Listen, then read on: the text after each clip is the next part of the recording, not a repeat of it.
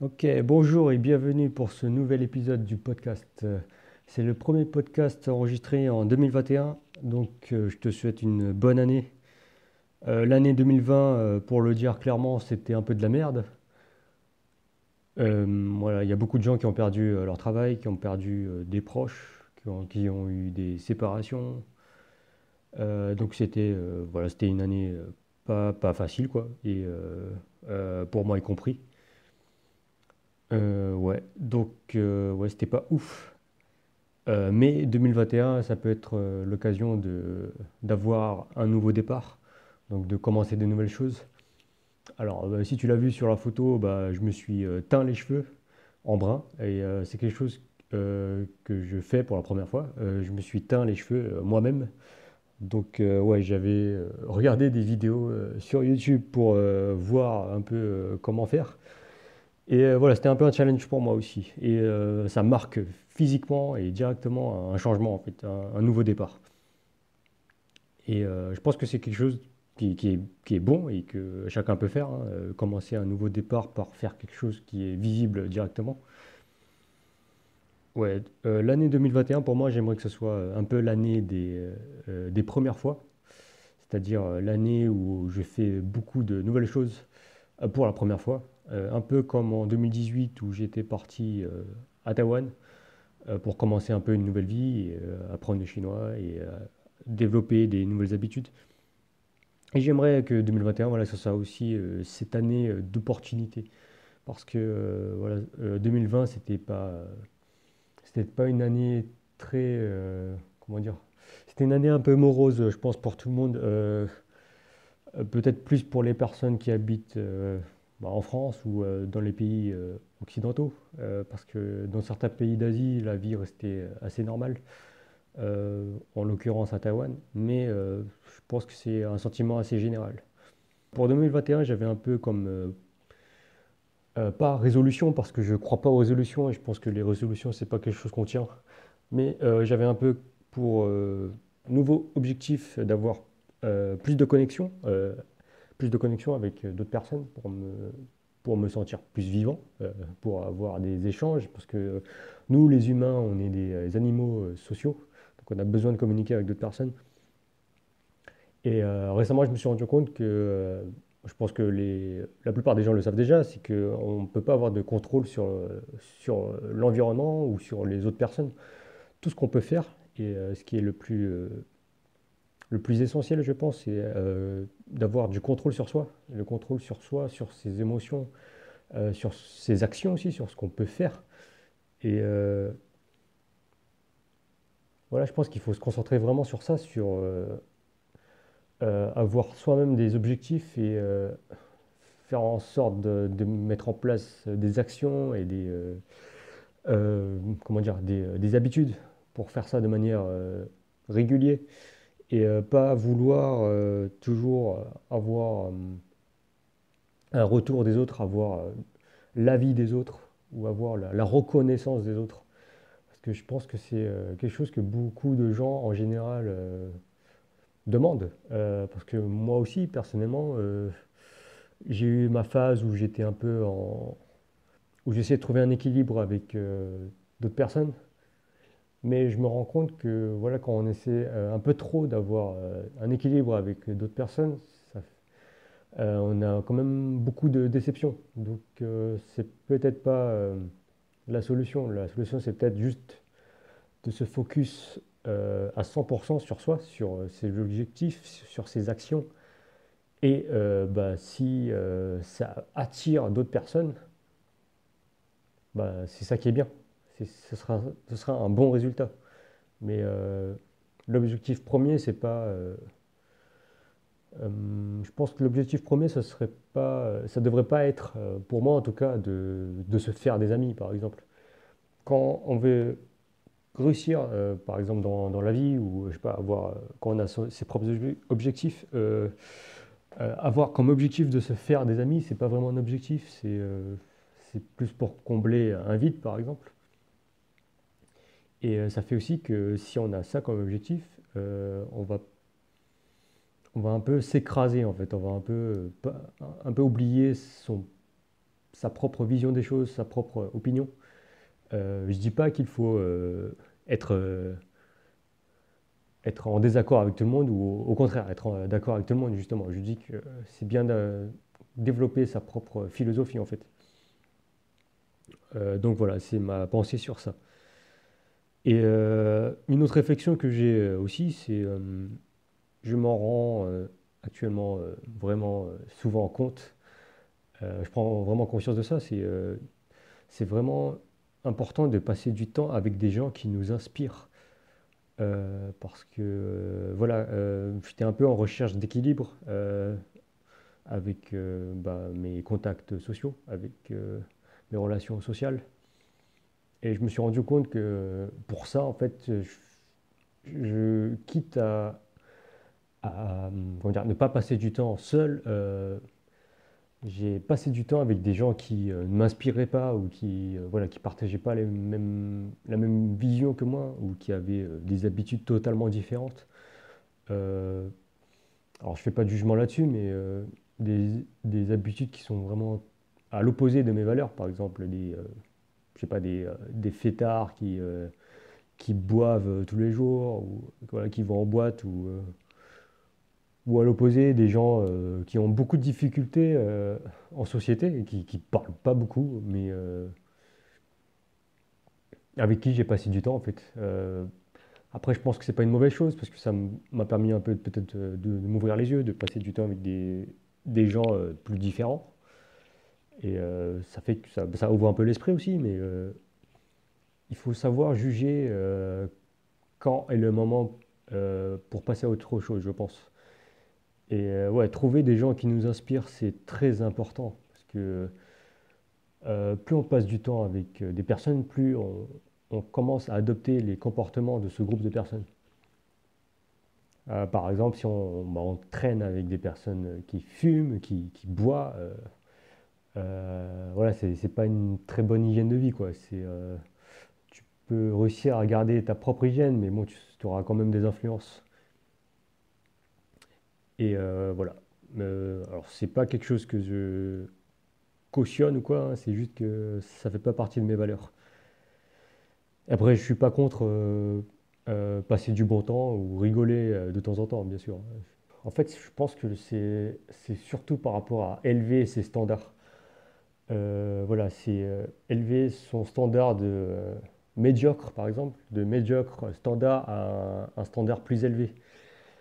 À chercher à avoir des conversations plus intéressantes avec des personnes, pas parler de choses triviales. Je ne sais pas si on dit trivial en français. Il me semble que des choses frivoles. Parce que ouais, j'ai récemment passé du temps avec des groupes de personnes, mais je me rendais compte que voilà, c'était avec beaucoup de personnes en fait, et c'est difficile quand tu es avec beaucoup de personnes d'avoir des conversations profondes, des conversations intéressantes. Et je me rendais compte que c'était vraiment des conversations, mais un peu d'adolescents en fait. Voilà, un peu de personnes pas très matures en fait. Oui, mais j'étais avec des personnes adultes hein, qui avaient peut-être la trentaine et j'entendais des personnes qui parlaient derrière le dos des autres. Et voilà, ça faisait longtemps que j'avais pas entendu des personnes comme ça. Et c'est le genre de personnes que j'évite absolument maintenant. Parce que dans tous les cas, je pense qu'on est influencé par ça. Et dans tous les cas, si tu t'écoutes toi-même, tu sais que si tu t'écoutes toi-même, tu sens si tu te sens bien en fait dans ce genre d'environnement. Et moi, quand je suis dans ce genre d'environnement avec beaucoup de personnes et qu'on parle de choses pas intéressantes ou qu'on parle en mal de personnes qui sont pas présentes, je pense pas que ça permet d'avancer les choses, de faire avancer les choses. Donc voilà, un autre de mes priorités peut-être là, c'est euh, trouver des personnes inspirantes avec qui passer du temps, même si ça ne peut pas être tous les jours forcément, c'est quand même faisable. Et voilà, passer du temps avec des gens qui nous inspirent, c'est pas forcément physique aussi, ça peut être aussi, euh, par exemple là, via des podcasts, via des vidéos. Il y a vraiment beaucoup de sujets intéressants et beaucoup de personnes très inspirantes. Une autre chose que j'aimerais faire aussi, c'est être plus direct. Alors là, je t'ai donné un exemple de réunion sociale. J'aimerais être plus direct parce que, alors si tu viens de me découvrir, je suis quelqu'un de plutôt introverti. C'est peut-être pour ça aussi que j'aime pas trop être avec beaucoup de personnes en même temps. Je suis quelqu'un de plutôt introverti et j'aime parler avec quelqu'un juste seul à seul de choses intéressantes. Et je pense que c'est aussi plus facile dans ces situations-là de parler de choses plus personnelles et de se confier un petit peu et d'aborder un peu des sujets plus profonds. C'est sûr que quand tu es entouré de 30 personnes, tu vas pas sortir un sujet profond de nulle part. Voilà, la moitié vont pas être intéressés ou ça va être compliqué de développer parce que tu auras toujours des gens qui auront leur propre avis, qui vont te couper ou des choses comme ça. Donc voilà, j'aimerais être plus direct. Par exemple, voilà, si quelque chose ne me plaît pas, le dire directement. Et ça, je pense que beaucoup de gens, pas forcément introvertis, mais beaucoup de gens ont du mal un peu à être directs. Et pour le dire un peu crûment, s'écrasent quand ils sont dans une situation qu'ils apprécient pas, bah, ils disent rien et ils gardent ça pour eux. Alors quand je dis être plus direct, c'est pas forcément être violent ou comment dire blesser d'autres personnes. Non, c'est juste parfois apprendre à dire non, dire non, j'ai pas envie de ça, non, je veux pas ça, non, je veux pas envie de faire ça, tout simplement. Euh, et sans chercher d'excuses, juste être plus direct. Ou dire simplement si quelque chose ne te plaît pas. Et voilà, ça fait partie de l'affirmation aussi. Et je pense que c'est très important aussi. Et tout ça, je pense que voilà, ça fait partie aussi bah, d'être honnête envers soi-même. Euh, ouais, je pense qu'on ne peut pas être bien dans son esprit si on se ment à soi-même. Si, par exemple, comme dans l'exemple que j'ai donné précédemment, on passe du temps avec des personnes par défaut parce que on n'a pas envie de passer du temps tout seul, donc on choisit la facilité. On trouve les personnes, par exemple, qui sont libres ou qui font des choses pas forcément intéressantes.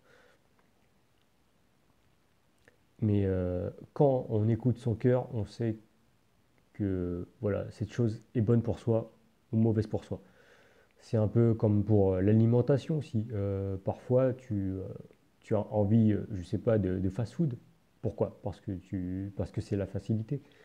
Parce que c'est quelque chose de facile à avoir. Tu penses tu penses au court terme. Enfin, pardon, tu penses au court terme en fait. Tu penses au goût mais tu penses pas à l'après en fait. Tu penses pas au sentiment que tu as après avoir ingurgité toutes ces mauvaises choses, en fait, tu commences à te sentir mal, tu commences à avoir mal à la tête, tu commences à avoir des mauvaises émotions, tu commences à te sentir énervé un petit peu. Et ça, je pense que bah, les gens voient de plus en plus les yeux par rapport à ça, mais ça reste assez présent quand même. Mais ouais, voilà, je pense que ça fait aussi peut-être partie du fait que Euh, on est quand même des êtres humains et on a besoin un peu d'avoir un peu de bordel en fait. C'est pas possible d'être hyper carré, d'être propre, de respecter toutes les règles. C'est pas possible en fait. Dans ces conditions, on meurt. Et nous, en tant qu'humains, on a tous besoin d'un peu de désordre en fait. Et ça fait partie peut-être de cette raison-là. Que, voilà, on aime bien faire des choses qui sont pas forcément bonnes pour nous de temps en temps. Et ça, c'est un peu normal. Mais voilà, je pense que l'important, c'est d'avoir conscience de ça, même si ça nous arrive, d'en prendre conscience et de se dire, ok, là, c'est une exception, mais c'est vraiment une exception. Ok, je vais pas en rajouter. Je pense que j'ai beaucoup parlé déjà. Voilà, je voulais juste un peu parler de l'année 2020 et un peu de ma vision pour l'année 2021, de ma propre vision. Et je pense que chacun a sa propre vision des choses. Mais voilà, si ça peut t'inspirer un petit peu, ça me fera plaisir, je serai contente. Et bah, j'espère que tu as apprécié cet épisode. Encore une fois, prends soin de toi. Je te souhaite d'avoir beaucoup de premières fois cette année. Beaucoup de premières fois, ça peut être n'importe quoi, hein. Ça peut être faire une nouvelle activité, faire un nouveau sport, voyager dans un nouvel endroit, une nouvelle ville, pas forcément aller à l'étranger, hein. Voilà, rencontrer des nouvelles personnes pour une première fois, euh, goûter à un nouveau plat. Donc voilà, il y a vraiment beaucoup de choses. Et dans tes comportements aussi, ça peut être bon aussi de renouveler un peu des nouvelles choses. Oh, et je voudrais terminer sur une citation d'un très célèbre philosophe que tout le monde connaît, qui est Bruce Lee. Et je vais la traduire en français, parce qu'en en anglais, c'est Be water, my friend. Be water, water, water, my friend. En français, ça serait plus Deviens l'eau, mon ami. Et alors, je me suis un peu intéressé à ça récemment parce que la fille de Bruce Lee a sorti un livre que j'ai vu en librairie qui porte le même nom, Be Water, My Friend. Et ça parle un peu de sa philosophie, du fait que sa philosophie, comment dire, c'est un peu se voir comme si on était de l'eau. C'est-à-dire, l'eau, c'est quelque chose qui est très flexible en fait. Voilà, c'est très compliqué à expliquer, mais en gros, c'est être flexible. Donc, ne pas être statique dans une situation, mais toujours réagir de manière flexible. Donc, toujours en réponse, toujours en réponse à une action. Et donc voilà, c'est aussi par rapport, comment dire, c'est un peu compliqué à expliquer, mais c'est une prise de conscience en fait, c'est le fait de répondre et d'être toujours flexible, de s'adapter toujours à des nouvelles situations, à des nouveaux environnements. Parce qu'à partir du moment où on n'est plus capable de ça, ça devient compliqué. Donc voilà, je te souhaite de devenir de devenir de l'eau, et je te dis à la prochaine. À plus.